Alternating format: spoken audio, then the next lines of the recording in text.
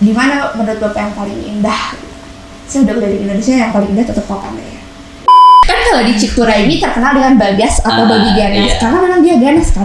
Kalau di Papandayan mah bersahabat kan. Di musim kemarau ini kita bisa lihat Milky Way. Apa tuh? Milky Way, tahu Milky Way yang kalau malam-malam kayak taburan bintang dan jalur langit seperti itu. Cuman ini Milky Way itu di hutan mati, bisa teman-teman lihat di sekitar jam 11 atau jam 12. Untuk di kita tuh ada juga yang terkenal kan, Tegal Alum dan Tegal Aliyang. Ya, nah itu juga dua kawasan tersebut juga merupakan kawasan cagar alam teman-teman. Jadi memang dilarang untuk dikunjungi sesuai dengan aturan yang berlaku ya Kang ya. Kenapa Papandayan disebut Papandayan? Konon katanya gitu, dari cerita yang beredar. Jadi pada dulu kala tuh ada di gunung tersebut tuh terdengar suara pandai besi.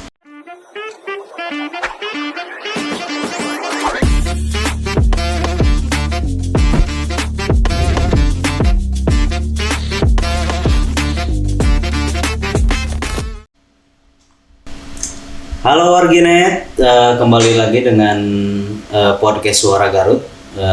Kali ini saya kedatangan tamu yang cukup spesial. Mungkin Warginet tidak tahu siapa yang saya undang, tapi pasti Warginet tahu apa yang beliau kerjakan. Nah, ini saya kedatangan humas itu mungkin tuh. Bisa jadi. Ya. Humasnya dari PT AIL atau perusahaan yang mengelola TWA Papandayan. Betul. Ini ada Teh Regina. Kalau ininya Teh Gina ya Teh? Ya. Halo. Selamat datang Teh Gina di podcast Suara Garut. Terima kasih sudah memenuhi undangan kami. Sama-sama. Nih sekarang saya ingin ngobrol-ngobrol sih tentang Papandayan. Papandayan kan orang sudah tahu kan Papandayan itu tempat wisata yang sangat populer lah khususnya mungkin di Jawa Barat mungkin ya. Kalau Indonesia mungkin justru lebih populer lagi karena Papandayan ini salah satu gunung yang friendly banget untuk para pendaki pemula. Teh, bisa diceritakan nggak profil singkat tentang Papandayan itu seperti apa sih Teh? Oke, boleh. Jadi sebelumnya halo pada Warginet Suara Garut. Saya Regiana Febriani, salah satu staf di PT Asri Indah Lestari Taman Wisata Alam Gunung Papandayan. Jadi Taman Wisata Alam Gunung Papandayan ini merupakan suatu destinasi wisata itu Gunung Papandayan yang lokasinya ada di Kecamatan Cisurupan, Kabupaten Garut dengan ketinggian 2.665 mdpl dan jenis gunungnya stratovolcano. Nah, Gunung Papandayan ini dikenal ramah bagi pemula ya, gunung yang salah satu gunung yang ramah bagi pemula gitu kan. Tapi selain gunung ini banyak sekali ODTWA yang terdapat di Gunung Papandayan nih Kang. Jadi nggak cuma buat pendaki doang gitu kan yang bisa berwisata ke Gunung Papandayan, tapi semua kalangan pun bisa. Kenapa? Karena banyak banget nih daya tarik yang ada di Papandayan. Misalkan itu beberapa akan saya sebutkan. Yang pertama kalau misalkan dari area bawah itu ada area Orchid Garden. Ini tuh Orchid Garden ini sekarang lagi lumayan viral juga karena taman bunga hortensia atau bunga berondong bisa kita sebut. Ini tuh kalau kata orang-orang kayak di negeri dongeng gitu. Apalagi kalau misalkan pas kabutnya lagi turun, itu sangat amat ciamik gitu kan. Selain itu kita ada area cottage keluarga. Area cottage keluarga ini view-nya langsung area Gunung Papandayan. Kemudian ada area kolam terapi air panas. Nah, ini kolam terapi air panas belerang ini untuk sumber mata airnya tuh asli langsung dari Gunung Papandayan. Iya. Kemudian kita ada area kawah, lalu ada tebing sunrise. Tebing sunrise ini atau tebing Sony ini salah satu spot terbaik untuk teman-teman atau warginet mau lihat sunrise di Papandayan karena jaraknya ini cuma 30 menit dari area parkiran gitu. Tapi dapat view-nya bagus banget gitu kan, bisa langsung lihat view Gunung Cikuray, terus kota Garut gitu kan. Dan beberapa gunung yang terlihat dari tebing sunrise ini. Kemudian ada area kawah. Lalu yang menjadi ikon ini ada hutan mati, kemudian Pondok Salada, Kita bisa melihat juga aliran sungai berwarna-warni karena kandungan belerangnya. Kemudian ada padang edelweiss. Nah, for your information, untuk padang edelweiss yang ada di Gunung Papandayan ini merupakan padang edelweiss terluas Asia Tenggara, Kang. Gitu. Itulah Baru tahu saya. Baru tahu ya. Jadi itulah beberapa keunikan yang kita dapat yang kita miliki gitu di Gunung Papandayan ini. Gitu, Kang, untuk profil singkat dari Gunung Papandayan. Mantap. Teh, Papandayan ini kan orang pasti sudah tahu ya kalau objek wisata yang cukup populer gitu. Menyinggung sedikit Teh soal tiket ini, masuk ke Papandayan itu berapa sih Teh untuk warga lokal sama mancanegara, itu berapa? Kan ada perbedaan kalau saya nggak salah gitu. Iya. Jadi kalau misalkan untuk wisatawan Nusantara untuk hari biasa itu atau weekday di 25.000 dan untuk weekend atau hari libur itu di 37.500. Sedangkan untuk wisatawan asing itu weekday-nya 200.000, weekend 300.000. Nah, kalau misalkan kan ada juga kita kegiatan camping ya kan ya. Yeah. Nah, kegiatan camping ini ada tambahan biaya sebesar 35.000 per orang gitu. Teh, bisa dirinci gak Teh itu? Tadi kan sempat ngobrol-ngobrol itu tiketnya itu sampai nominal segitu itu berapa? Apa aja sih Teh yang harus dibayarkan? Oke. Untuk tiket ini kan selain tiket masuk ini ada juga tiket untuk kendaraan ya Kang ya, kendaraan dan juga parkir di dalam kawasan. Nah, lalu untuk pembagian tiket ini, jadi tiket ini merupakan tiket satu atap di mana terdapat dua pembagian, Kang. Ada pembagian jasa wisata dan juga penghasilan negara bukan pajak atau PNBP yang kita setorkan melalui BKSDA Jawa Barat dan nominalnya sudah ditetapkan oleh PP gitu, Kang. Jadi banyak yang masih belum tahu kalau kita berwisata ke Papandayan itu sembari menyumbang pajak gitu ya. Betul. Jadi dengan nominal sekian itu bukan semua ke Papandayan, tapi memang ada PNBP-nya gitu. Jadi memang saya juga sering dengar sih Papandayan mahal. Ya mungkin kalau saya pribadi, ya Anda mungkin bukan target market Papandayan. Tapi kalau mungkin Anda pengen ke Papandayan, mungkin kan di bawah Papandayan itu kan ada beberapa objek wisata ya. Itu kan lebih terjangkau mungkin ya tiketnya daripada Papandayan mungkin gitu Teh. Ya kalau saya pikir ya kalau Anda ingin berwisata ya jangan banyak bicara gitu. Kumpulin aja duitnya dulu gitu baru berwisata. Nah, Teh, tadi juga disinggung Teh kalau saya lihat di ini tuh di Simpang 5 ada Papandayan itu sudah ber-SNI kan? Itu SNI-nya seperti apa sih? Papandayan objek wisata kok ber-SNI gitu. Kayak helm aja gitu. Mungkin bisa diceritakan itu Papandayan ber-SNI seperti apa sih? Oke, untuk SNI ya, untuk SNI ini merupakan standar nasional Indonesia mengenai pengelolaan pendakian gunung, Kang. Jadi Papandayan ini sebenarnya satu-satunya gunung di Indonesia yang telah ber-SNI. Nah, mengapa sudah ber-SNI? Nah, hal ini tuh disebabkan karena Papandayan ini sudah memenuhi kriteria-kriteria dari hal-hal yang ditetapkan oleh SNI tersebut, Kang. Nah, contohnya seperti untuk pengelolaan pendakiannya, kemudian untuk SOP yang diterapkan, kesiapsiagaan SAR, dan lainnya itu mengacu pada keamanan, kenyamanan, juga pelibatan masyarakat sekitar, Kang. Jadi kita ini ada beberapa tahapan untuk mencapai SNI ini gitu kan. Yang pertama kita ada apply itu apply a form gitu kan. Jadi kayak apa-apa aja hal-hal yang sudah diperlukan gitu yang sudah ditetapkan kami isi, kemudian nanti akan ada audit atau dokumen review yang dilakukan oleh pihak Mutu dan SNI. Selanjutnya tim Mutu dan SNI ini ada audit visit. Jadi mengecek gitu apakah aplikasi yang sudah kita apply itu sudah sesuai dengan kondisi di lapangan. Setelah itu mereka akan melakukan sidang bersama Dewan Komite untuk menentukan apakah Papandayan ini sudah cocok belum sih gitu kan untuk mendapatkan sertifikasi ini. Dan alhamdulillahnya pada tanggal 23 Juli kemarin kita sudah mendapatkan sertifikasi pengelolaan pendakian gunung ini dan sertifikat tersebut berlaku selama 5 tahun, Kang. Jadi nanti diverifikasi lagi mungkin ya Teh? Betul. Jadi setelah 5 tahun itu akan ada verifikasi ulang apakah masih tetap sesuai dengan Standar. SOP, sesuai dengan standar SNI yang telah ditetapkan atau tidak gitu kan. Jadi ini juga mungkin menjadi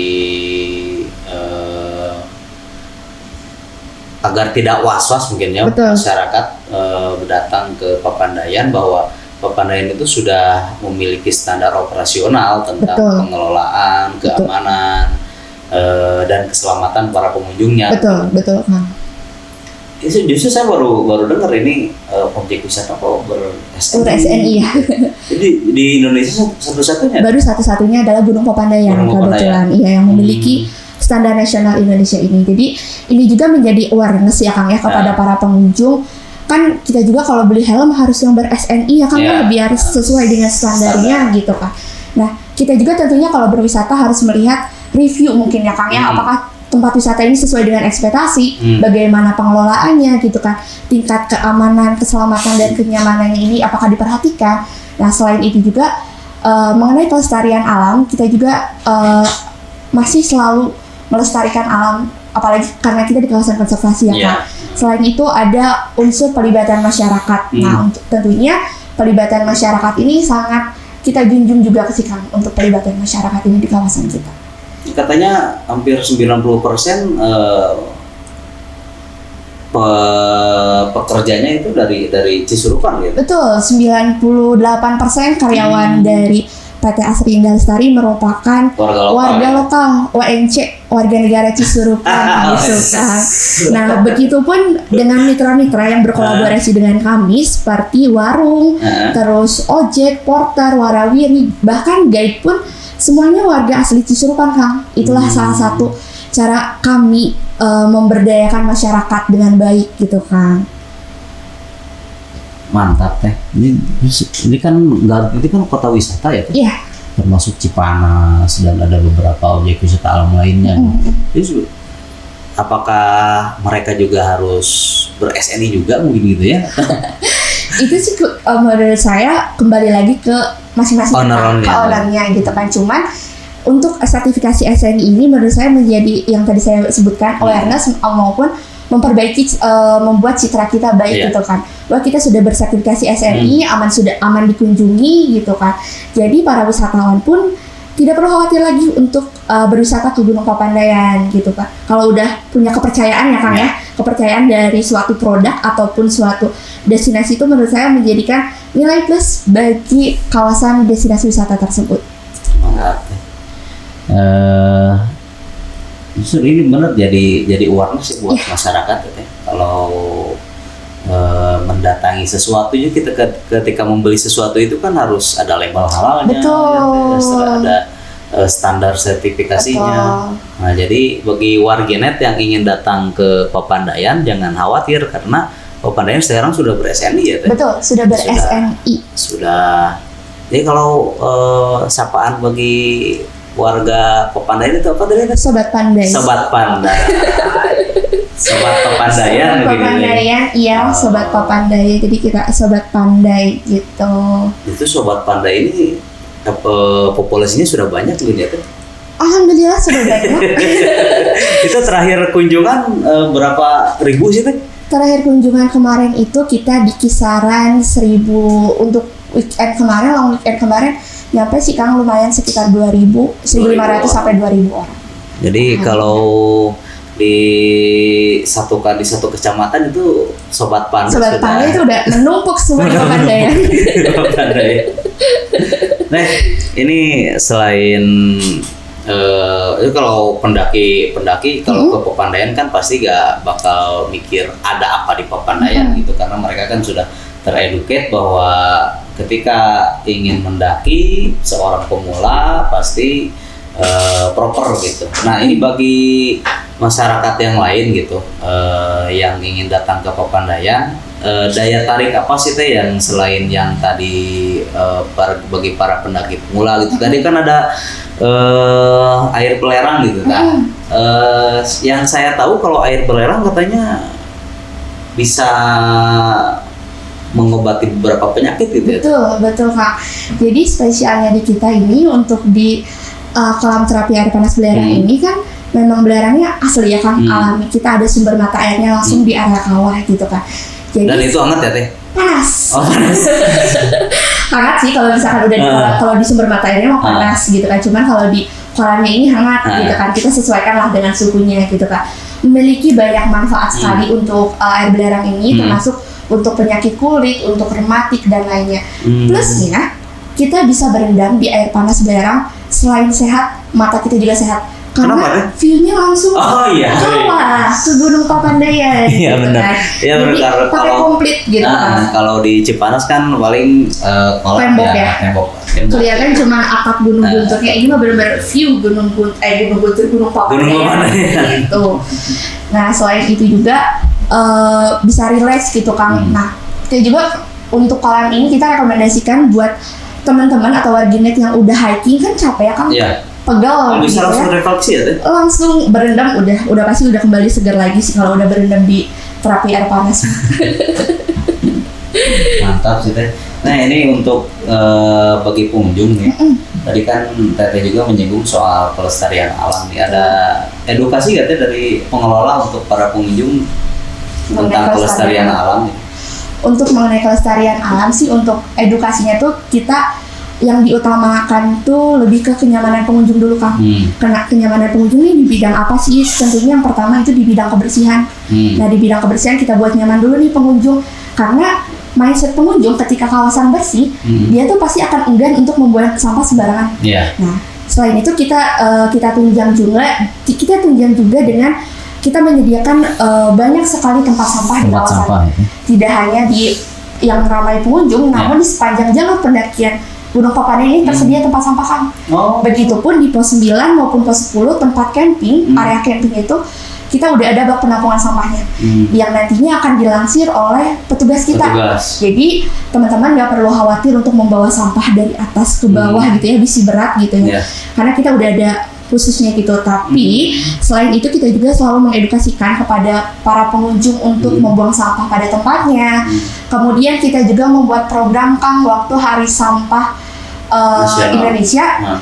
Itu kita membuat program seperti kita memberikan flashback kepada setiap grup pendaki gitu, lalu untuk mengumpulkan sampahnya dan nanti dari sepanjang jalan terus mereka akan mengumpulkannya di pos 3 di pos pendataan ini. Nanti kita timbang dapat berapa kilo. Nanti kita dapat rewardnya apa? Berendam di kolam terapi air panas belerang. Satu grup itu gitu. Jadi edukasi dan orang-orang tuh jadi semangat gitu kan untuk mengumpulkan sampahnya itu. Ada mendapatkan reward gitu kan. Bagus juga. Nah selain itu kita juga ada berkolaborasi dengan beberapa komunitas untuk melakukan penanaman di kawasan Gunung Papandayan gitu. Penanaman beberapa bibit pohon seperti pohon puspa ataupun pohon cantigi gitu Kang di kawasan di dekat area kawahnya. Mantap. Teh, bentar. Ini saya baca di sini aja ya Teh. Gunung Papandayan ini merupakan Seven Summit di Jawa Barat, di mana untuk sebagian pendaki mempunyai target untuk mencapai puncak. Tapi ternyata ada larangan khusus yang mencapai puncak itu, kenapa katanya? Karena area puncak itu merupakan kawasan cagar alam kan, bukan area TWA. Jadi memang dilarang untuk ke atas gitu. Karena itu kawasan cagar alam. Jadi pendaki ini sampai ke pos terakhir itu berapa mdpl Teh? Itu sekitar 2.300 sekian. Itu di area hutan mati dan Pondok Salada. Jadi pos terakhir itu di Pondok Salada dan hutan mati ya? Betul. Jadi untuk sampai puncak ini memang pengelola melarang bahwa ini memang bukan area untuk berkemah dan bukan untuk dikunjungi. Jadi bukan untuk dikunjungi karena bisa merusak ekosistem gitu ya. Betul. Jadi saya jelaskan secara singkat aja ya Kang ya. Perbedaan cagar alam dan taman wisata alam. Kenapa sih area cagar alam ini nggak bisa disentuh mungkin ya? Iya, nggak bisa kita sentuh gitu kan area. cagar alam ini. Jadi untuk cagar alam ini merupakan kawasan suaka alam yang memang kawasannya itu dilindungi dan habitatnya dibiarkan tumbuh secara alami gitu Kak.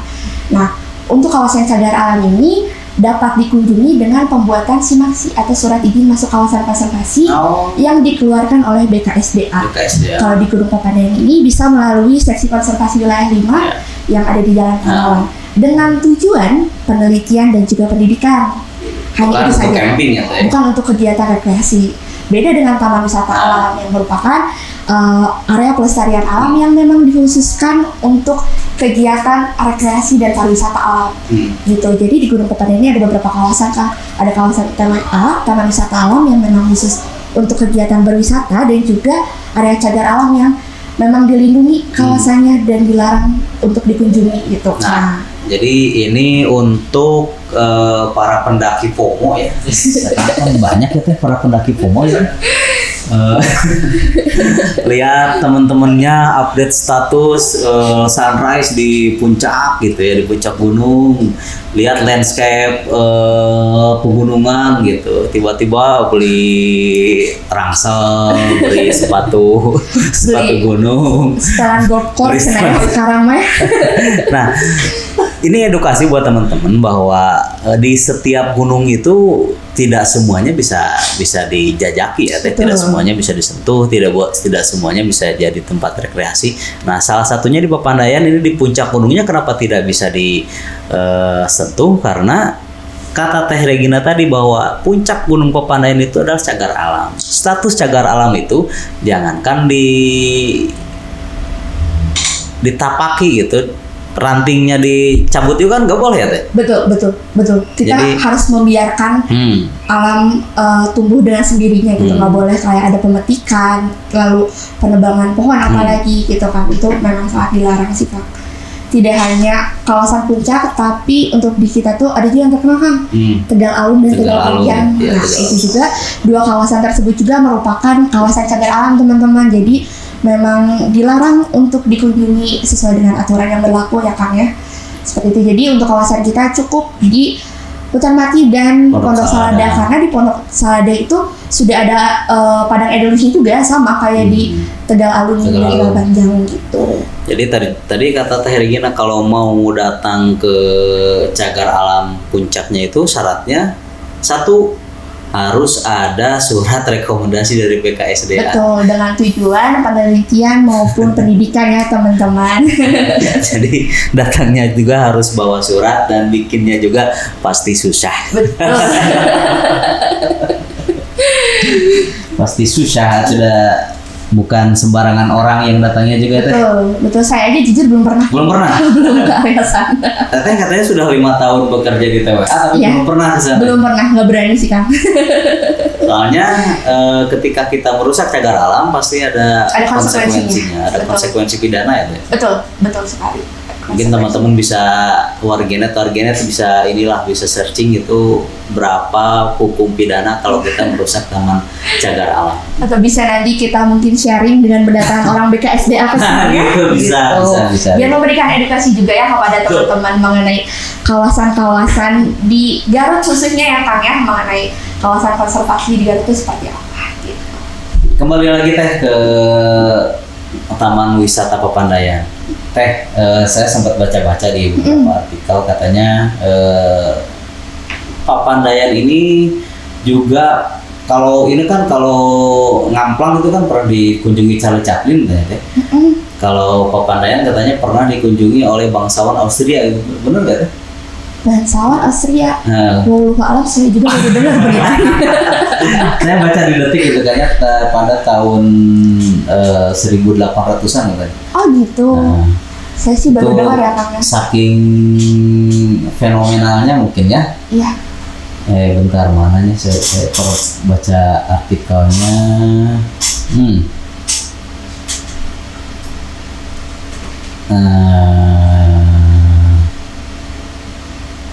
Tempat wisata istirahat para dewa, eksotisme Papandayan sebagai tempat wisata telah ada sejak dulu kala, bahkan konon kabarnya ada banyak menak dan belahan dunia yang lain berkunjung ke Garut untuk menikmati Papandayan. Salah satunya adalah Saya juga sulit ini bacanya teh. Pesohor Eropa dengan nama Arcode Franz Ferdinand.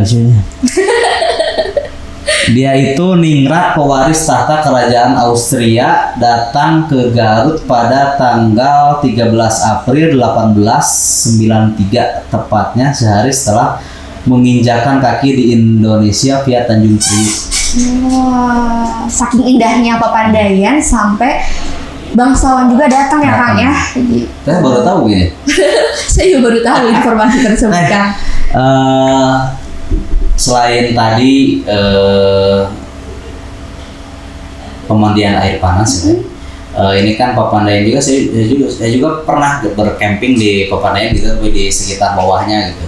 Nah ini bagi para masyarakat yang ingin camping di sekitaran Papandayan, kira-kira ada himbauan, edukasi apa saja yang perlu dan tidak perlu dilakukan gitu. Oke, untuk himbauan mungkin ya Kang, aturan-aturan yang diterapkan oleh kami untuk para pendaki maupun yang camping, tentunya seperti harus mengikuti jalur yang sudah tersedia. Kemudian setelah itu untuk mengikuti aturan-aturan seperti jangan meninggalkan api unggun maupun api kompor, jangan dibiarkan tertinggal saat mau tidur maupun saat eksplor ke tempat lain gitu kan. Selalu melaporkan kejadian apapun ke pihak security kita. Kemudian ada pendataan saat kedatangan maupun kepulangan untuk yang camping, dan menyantumkan nomor kontak darurat. Dan yang uniknya itu kalau yang camping dilarang menyimpan makanan, sampah dan kosmetik di dalam tenda. Kenapa? Kenapa teh?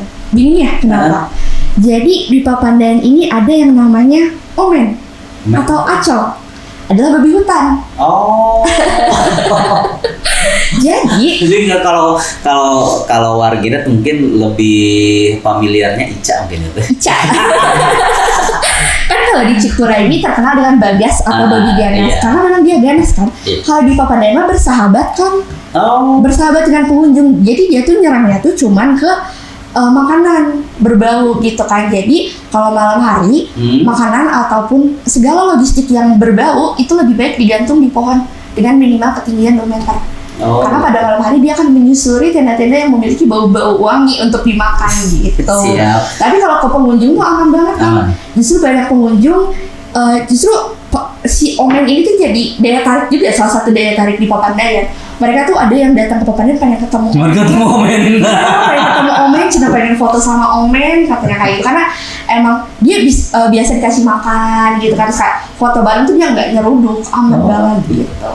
Itu salah satu fun fact yang unik di Papandayan. Silakan minum dulu, break dulu kan ya. Siap.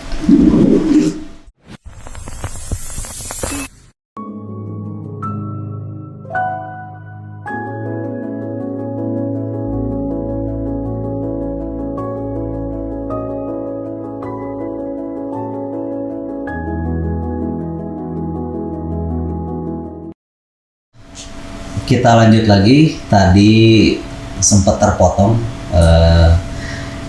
Kalau teman-teman di netizen mungkin lebih tahunya Ica gitu ya. Nah ini di Papandayan juga ada Icanya Papandayan. Iya, namanya omen sama acol. Kira-kira ini teh saya justru saya baru tahu gitu.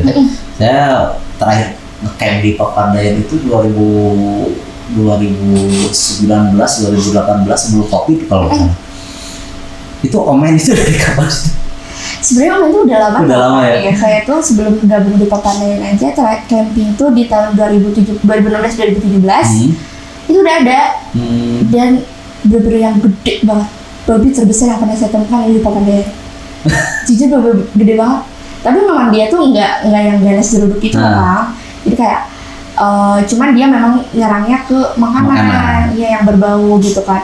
Karena waktu itu waktu saya dulu camping ada tenda tetangga yang dia nggak nyimpen logistiknya di pohon, pas dia tidur diseruduk disobek tendanya, makanya harus digantung gitu kan, biar kita bisa tidur dengan nyaman gitu ya, dengan tenang gitu kan, tanpa gangguan omen.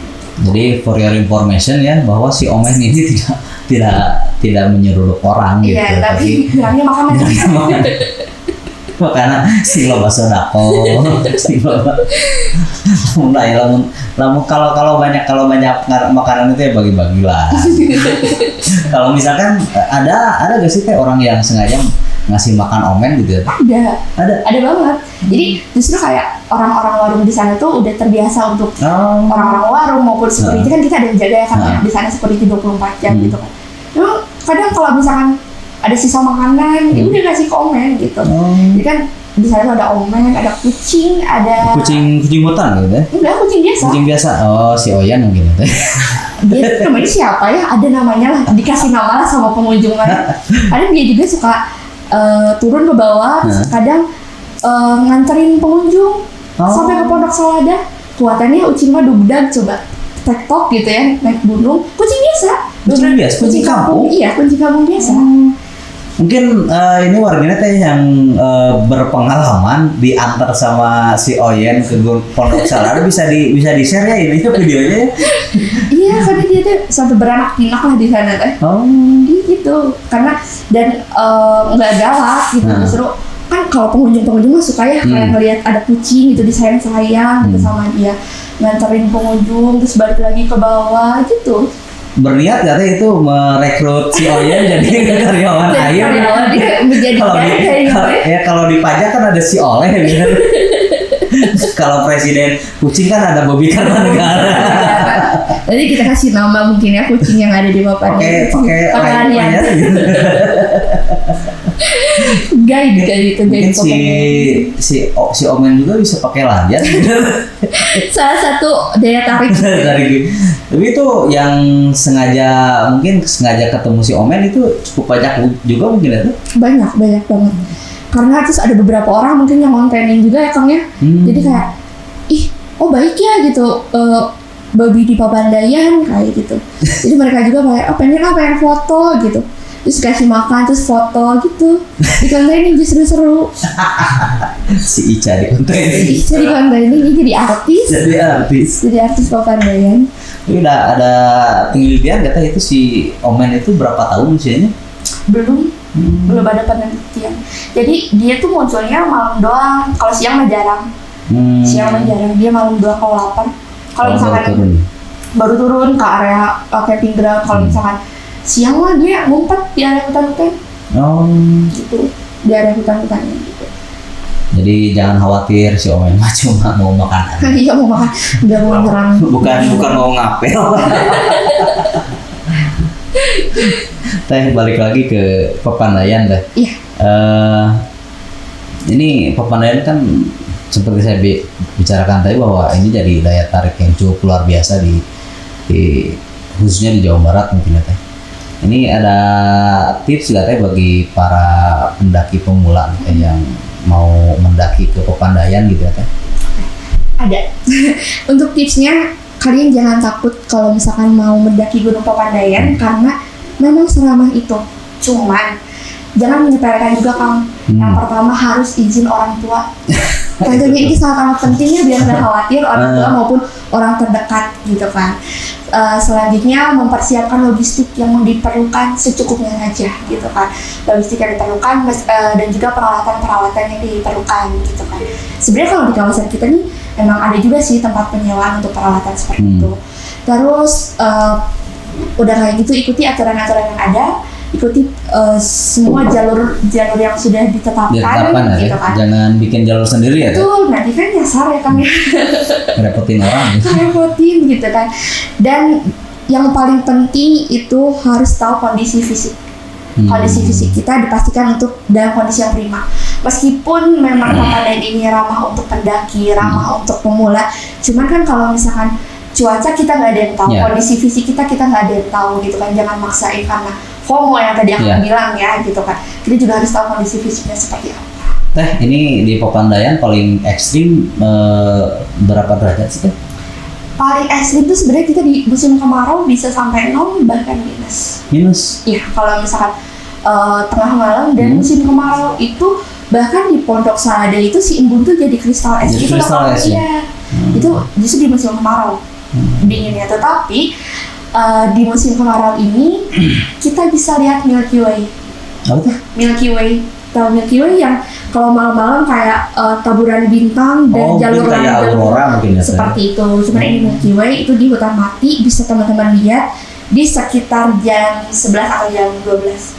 Itu sambil begadang, api unggun, lihat Milky Way, Masya Allah, cakep banget. Kira-kira bagi pengunjung pendaki pemula nih Teh, trekking ke Papandayan kira-kira di bulan apa Teh cocoknya? Yang cocok untuk para pendaki itu sebenarnya tergantung kita mau dapetin Papandayan di suasana seperti apa. Kalau misalkan yang berkabut gitu kan, yang adem gitu, sebenarnya di musim hujan gini di bulan Februari Maret. Terus kalau misalkan itu suhunya tidak terlalu ekstrim. Kalau misalkan memang mau dapat yang full cerah, dapat Milky Way itu bisa di bulan Agustus September. Juli, Agustus, September itu kebetulan kita ada bunga edelweiss. Bunga edelweissnya lagi cantik banget. Di bulan tersebut. Juli, Agustus, September ya. Itu lagi mekar-mekarnya bunga edelweissnya. Iya. Tapi konsekuensinya dingin. Iya. Kayak harus diperhatikan logistik atau perlengkapannya gitu kan, bawa jaket yang tebal gitu, karena saya aja yang di sana kadang kedinginan kan. Kalau misalkan udah nyobain camping gitu ya tengah malamnya kedinginan. Kalau nggak prepare mah gitu. Tuh bisa dikasih tahu gak Teh logistik yang paling penting dibawa pada pendaki pemula itu apa sih? Jaket. Selain jaket, makanan mungkin apa Teh? Makanan kalau sebenarnya kan di kita tuh warung sampai atas ada kan, ada gitu kan. Cuman makanan paling air putih, minumannya air putih gitu kan. Terus makanan cemilan aja sih kayak untuk penambah. Biasa kalau para pendaki tuh makannya coklat gitu ya buat menambah energi kayak gitu. Karena untuk karbo mah di sana juga ada gitu, bisa kalian nggak mau bawa berat gitu kan, bisa. Pop mie seluruhnya. Iya, pop mie yang paling enak makan di Papandayan mah Indomie. Iya, Indomie pakai telur ya. Pakai telur, pakai cabai. Iya, gitu kan, dengan cuaca yang adem gitu ya, dingin gitu, yang paling cocok mana itu dah. Jadi yang penting itu siapkan dulu badan dan dananya. Iya, dananya. Tapi kan bersinggung kepada harga tiket masuk tadi. Sebenarnya banyak kasus yang saya temukan ketika di media sosial tentunya ya, banyaknya kayak orang-orang tuh menganggap Papandayan itu mahal ya kan ya, gitu kan. Nah tapi memang pada saat dia bayar tiket masuk tuh, oh iya Papandayan mahal gitu ya. Tapi ketika dia sudah masuk, sudah melihat view-nya, sudah menikmati fasilitasnya, oh worth it ya dengan harga 20. Justru kemurahan mungkin nggak sih? Kemurahannya menurut Alam juga. Dengan harga Rp25.000, teman-teman udah bisa menikmati view sampai area hutan mati dan Pondok Salada. Mau foto-foto dimanapun gratis, nggak perlu bayar lagi. Gitu kan. Oh iya ya, worth it dengan harga segini. Ternyata Papandayan worth it loh gitu kan, dengan fasilitasnya udah ada toilet, shelter gitu kan. Terus udah ada security, sudah termasuk asuransi gitu kan. Worth it ya gitu dengan harga segini tuh, dengan kita tektok bisa berkegiatan. Tektok tuh kan sekitar 5 jam ya Kang ya, sampai area hutan mati itu. Hutan mati Pondok Salada berapa jam Pondok? Kalau tektok sekitar 4 sampai 5 jam. Kalau tektok terus jalan tuh 2 jam lah gitu kan, sama foto-foto segala macam. Dapat sunrise, dapat Milky Way, bisa foto-foto di Bunga Berondong, bikin konten sepuasnya buat sebulanan gitu ya. Stok konten aman. Di Papandayan mah gitu, dengan bayar segitu doang gitu sebenarnya mah. Kita bisa lihat lah dari berbagai tempat wisata lain mungkin ya, yang tiap spot mau foto bayar gitu kan, itu meskipun di depannya murah gitu lah. Kita bisa bandingkan lah dengan itu. Kalau Papandayan itu menurut saya worth it sih gitu. Gimana menurut Akang? Apakah dengan biaya tiket masuk segitu, apakah worth it atau tidak? Kalau menurut saya sangat worth it. Justru ya kita bisa compare lah mungkin dengan wisata yang lain gitu ya. Volcano di Garut mungkin kan yang bisa dijelajahi kan cuma Papandayan aja mungkin ya. Betul. Kalau kita justru mau ke Gunung Guntur, justru kita harus punya badan yang cukup siap gitu ya. Kalau kita Gunung Guntur kan berapa jam sih kan? Iya betul, dengan medan yang seperti itu gitu. Kalau Papandayan landscape-nya bagus, pokoknya mah Instagramable. Jangan kalau di-upload di TikTok mungkin viral. Bisa sangat sebulanan konten aman dari segala dari banyaknya spot yang ada di Papandayan ini tuh, iya betul kan, sebulanan konten aman dengan sekali ke Papandayan. Gitu. Sekali ke Papandayan sebulan aman. Iya. Nggak perlu berwisata lagi ya teh. Berwisata lagi gitu ya, update gitu. Teh katanya teteh juga suka trekking gitu. Dulu. Cuma nggak begitu banyak sih Kang. Yang dikunjungi paling Papandayan, terus Guntur, sempat 2 kali sama Gunung Gede. Gunung Gede di Bogor, Cianjur ya? Iya, di Cianjur. Perbatasan kan ya? Betul, karena waktu itu kebetulan kuliah saya di bidang IPB, jurusan ekowisata. Jadi tiap minggunya berkelana. Teh, berkenaan dengan ekowisata kira-kira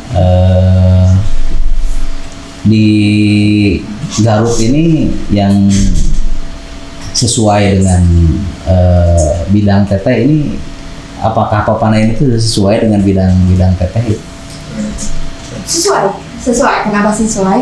Karena yang saya pelajari ekowisata itu merupakan kegiatan wisata yang berkelanjutan gitu kan, dengan unsur-unsur tadi ada pelestarian alam, budaya, kemudian ada pelestarian alam, kemudian dan pelibatan masyarakat. Dan semua unsur yang saya pelajari di ekowisata itu semua ada di Papandayan. Itu dari segi pelibatan masyarakat, konservasinya, gitu kan, pembangunan fasilitas penunjang bagi para pengunjung, itu semua ada di Papandayan gitu kan. Selain itu juga ada kegiatan edukasi tentunya ya Kang ya, yang di Papandayan. Jadi selain berwisata, kita juga menyediakan sarana edukasi atau seperti papan interpretasi, seperti Edelus nih seperti apa sih gitu kan, anatominya gitu kan. Terus tentang babi hutan, kita juga kasih keterangan babi hutan ini jenisnya apa gitu kan, makanannya seperti apa, si Ica itu jenisnya apa gitu kan, kebiasaannya seperti apa, tentang kawah-kawah. Jadi selain hanya berwisata, kita juga mendapatkan edukasi tentunya kan. Jadi biar liburannya tidak sia-sia gitu lah. Seperti contohnya untuk wisatawan mancanegara. Untuk wisatawan mancanegara ini justru kebanyakan datang ke Papandayan ini bukan untuk kegiatan rekreasi semata, tapi untuk edukasi ya? Untuk edukasi, dia pengen tahu kawahnya itu seperti apa, kandungan batunya itu seperti apa, geologinya itu seperti apa. Justru itu yang dicari oleh wisatawan mancanegara biasanya. Saya juga kalau nggak salah Papandayan ini salah satu gunung yang cukup banyak diminati ya sama wisatawan mancanegara ya. Betul, lumayan sih. Nanti wisatawan mancanegara sudah banyak nih yang dari data mungkin yang datang ke Papandayan. Tidak terlalu banyak tapi lumayan, ada sebulan sekitar 40 orang. Jadi yang dilakukan justru penelitian ya teh? Ya, lebih banyaknya dia memang pasti menggunakan guide kan Kang. Menggunakan guide, dan guide-nya itu yang memang berkompeten untuk menjelaskan. Untuk menjelaskan bukan hanya sekedar ini view loh, ini Gunung Papandayan, ini ada kolam, ini udah singkat kan gitu. Mereka nggak kesana bukan untuk melihat karena dia apa yang sudah lihat. Sejarahnya seperti apa Gunung Papandayan, kenapa disebut Papandayan gitu kan. Terus batuan-batuan yang terkandung, terus bagaimana terbentuknya Papandayan, itu sih yang mereka lebih tertarik gitu. Nah, tadi teh kenapa disebut Papandayan? Kenapa Papandayan disebut Papandayan? Konon katanya, gitu, dari cerita yang beredar. Jadi pada dulu kala tuh ada di gunung tersebut tuh terdengar suara pandai besi. Kayak orang lagi mandai besi, kayak ngegetok mandai gitu, mandainya bahasa Sundanya mah ngegetok besi. Padahal itu bukan orang mengetok besi, tapi suara kawah. Maka dari itu gunung mungkin kalau yang kawah yang masih aktif mungkin di Kamojang mungkin ya teh, mungkin seperti itu mungkin ya. Iya, tapi kan di Papandayan juga masih aktif loh Kang. Enggak, maksudnya suaranya mungkin. Iya, kalau di Kamojang kan kayak kereta api gitu. Kalau di Papandayan itu dulu kedengaran sama warga sekitarnya itu kayak orang lagi mandai besi gitu. Padahal ternyata kan itu suara kawah. Suara kawah. Iya, suara kawah. Suara kawah yang belum meletus mungkin itu. Iya, jadi bek bek bek gitu. Jadi dari situlah warga menyebutnya ini adalah Gunung Papandayan. Dari awal kata pandai mungkin, pandai besi mungkin ya dari awal. Jadinya Papandayan gitu. Jadi for your information nih, Papandayan itu berawal dari tukang besi. Iya, kedengarannya kayak tukang besi gitu kan. Baru tahu saya. Betul ya. Gitu. Ini karena minim literasi jadi gini. Kan kita sharing kan apa? Teh ada yang ingin disampaikan lagi nggak Teh? Yang Enggak, satu lagi Teh. Ini soal Bigfoot ini tadi titipan Kang Palah nih. apa tuh Bigfoot? Mana Kang Palah? Katanya pernah ada ditemukan sempat ramai juga katanya ada jejak Bigfoot ini makhluk mitologi katanya Teh. Itu benar apa benar? Jujur, saya juga baru dengar kalau ada Bigfoot ya. Sejauh saya bekerja di Papandayan sih belum terdengar ya mitos tersebut. Cuma tahun berapa tuh Kang Palah kalau boleh tahu? Untuk tahunnya saya kurang tahu. Sempat viral gitu. Oh iya. Ini masih kadang dibahas di platform media sosial gitu. Mungkin kedepannya kita akan menghadirkan legenda hidup Papandayan ya, biar kita bisa tahu apakah betul atau tidak ada Bigfoot di Papandayan. Ya Teh. Ada yang ingin disampaikan lagi Teh sebelum closing Teh? Saya rasa cukup sih buat teman-teman. Jangan takut untuk berwisata ke Papandayan. Jangan untuk teman-teman pastikan juga untuk mempersiapkan fisiknya dan kondisi yang prima. Dan Papandayan itu sangat amat indah untuk dikunjungi, sangat amat worth it untuk dikunjungi. Oh iya, satu informasi yang perlu kami sampaikan bahwa baru kemarin Kabupaten Garut ini mendapatkan penghargaan Anugerah Bangga Berwisata Indonesia. Kita alhamdulillah mendapatkan peringkat kedua senasional, juara satunya ada Semarang, 2 Kabupaten Garut, ketiga itu Kabupaten Banyuwangi. Dengan alhamdulillahnya menjadikan Gunung Papandayan menjadi destinasi unggulan. Betul, yang didaftarkan dan alhamdulillah kita juara 2. Maka dari itu kita perlu untuk warga Garut sendiri nih Kang, kita harus tahu nih Gunung Papandayan itu seindah itu karena dari data yang kita punya bahwa warga Kabupaten Garut tuh masih kurang yang berkunjung ke Papandayan. Termasuk yang ada di sini Teh. Betul, jangan lupa main-main ke Papandayan gitu karena kebanyakan untuk tamu kita tuh dari luar kota ya. Dari luar kota gitu. Orang-orang Garut tuh masih takut mungkin ya datang ke Papandayan padahal sebegitu indahnya loh di Papandayan. Kalian harus bangga memiliki tempat wisata di Garut seindah itu. Saya juga pernah sempat bertanya ke beberapa ada petugas BKSD yang sudah berkelana, dia kerja kemana-mana gitu kan. Sampai sekarang di Papandayan, saya tanya Pak, betah di Papandayan. Menurut Bapak dari beberapa lokasi yang pernah Bapak konservasi gitu kan datangi, di mana menurut Bapak yang paling indah? Saya udah di Indonesia yang paling indah tetap Papandayan. Kayak gitu kan. Teh, kira-kira ada bisa bagi-bagi tiket voucher atau gimana Teh buat follower gini Teh? Boleh banget. Boleh. Nanti untuk giveaway-nya kita umumin di Instagram mungkin ya. Gimana caranya bisa mendapatkan tiket masuk, tiket kolam terapi air panas, mau apa lagi? Nanti kita bisa bagi-bagi ya teman-teman, nanti kita bagi-bagi. Oh, jadi stay tune nih, nanti untuk syarat dan ketentuannya nanti akan di-share ya. Di IG. Kolaborasi antara Suara Garut dan Gunung Papandayan. Hadiahnya. Mantap Teh, hatur nuhun sudah berkunjung ke Suara Garut. Terima kasih juga warganya Teh sudah mantengin dari Saban hari. Semoga nanti kita bisa bincang-bincang lagi Teh. Siap Kang. Akhir kata, wassalamualaikum warahmatullahi wabarakatuh. Terima kasih Sadayana.